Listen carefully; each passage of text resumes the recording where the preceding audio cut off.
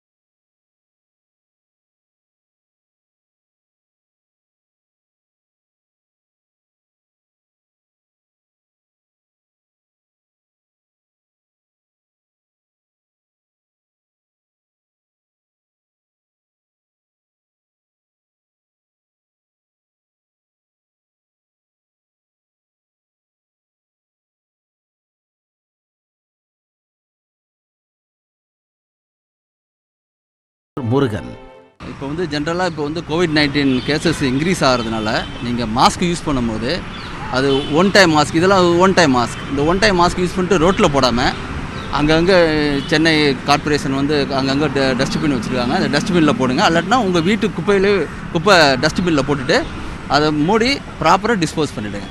பொதுமக்கள் அலட்சியமாக முகக்கவசங்களை பொதுவெளியில் வீசிச் செல்வதால் கொரோனா தொற்றின் வேகம் இன்னும் அதிகரிக்க வாய்ப்பிருப்பதாக கூறுகிறார் தொற்று நோய் மருத்துவ நிபுணரான குகானந்தம்.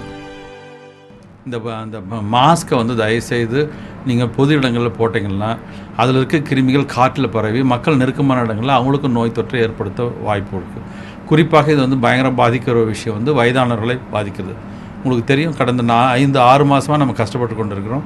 இந்த கஷ்டங்கள் நம்ம விடுதலை ஆக வேண்டும் என்றால், ஒன்று தனி மனித பொறுப்போடு நீங்கள் பயன்படுத்துகிற மாஸ்க்கை எடுத்து ஒரு கவரில் போட்டு பாக்கெட்டில் வச்சுருந்து கடையில் உங்கள் வீட்டுக்கு போய் குப்பை தொட்டில் போடணும் அல்லது எரிச்சிடணும்.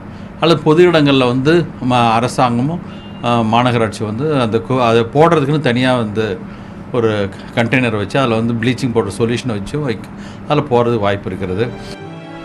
பொதுமக்கள் முகக்கவசங்களை பொது இடங்களில் வீசி எறிவது முற்றிலும் தவறான அணுகுமுறை என்று கூறும் மருத்துவர், காச நோயாளர்கள் எச்சில் துப்புவதற்கு பிரத்யேக இடங்கள் வைத்திருப்பதைப் போல் மாநகராட்சியும் அரசும் முகக்கவசங்களை அப்புறப்படுத்துவதற்கு சிறப்பு ஏற்பாடுகளை செய்ய வேண்டும் என வேண்டுகோள் விடுத்தார்.